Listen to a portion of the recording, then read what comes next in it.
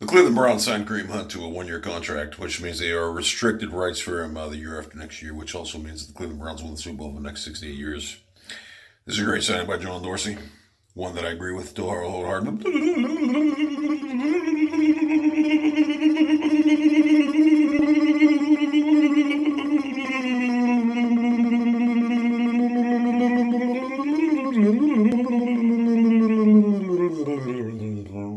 Wholeheartedly.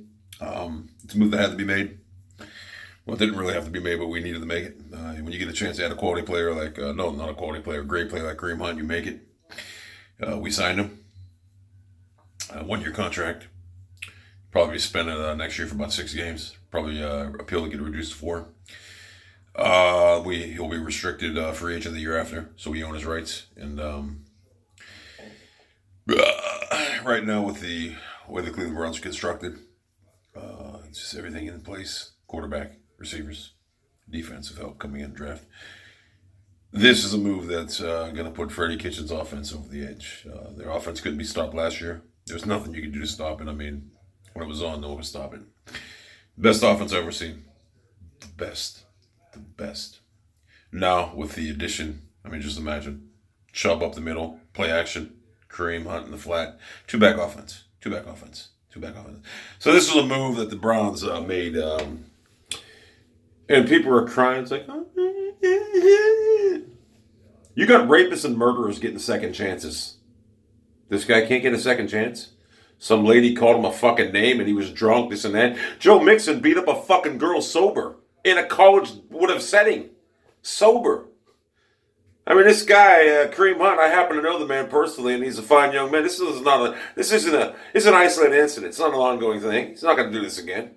People deserve second chances. And besides, it's about football. We're not, John Dorsey and the Cleveland Browns are not signing Kareem Hunt to we're signing to play football.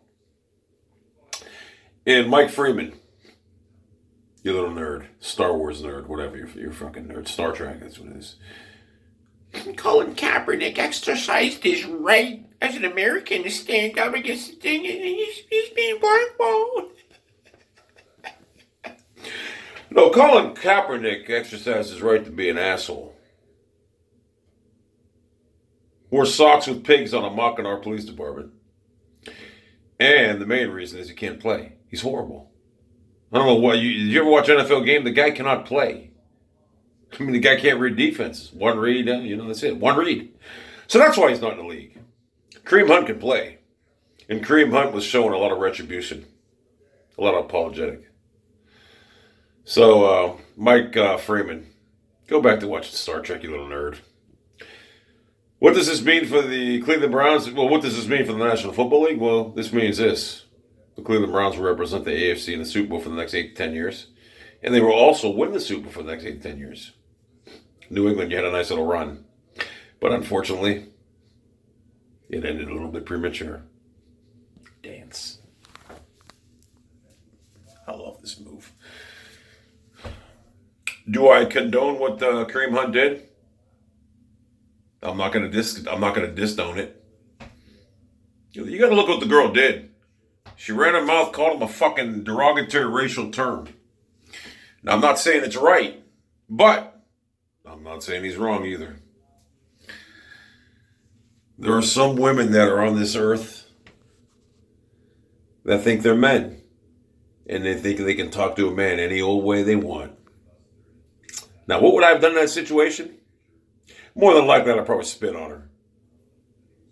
It takes a lot for me to strike a woman. I'd probably spit in her face. But that's me. I'm mentally ill, so whatever. Go Browns. Rest of the NFL. Browns have the best backfield in the National Football League, and it's not even close. Baker Mayfield, Kareem Hunt, Nick Chubb, and Duke Daniel Johnson. Just think about that for a minute. You're starting to get the picture. So am I.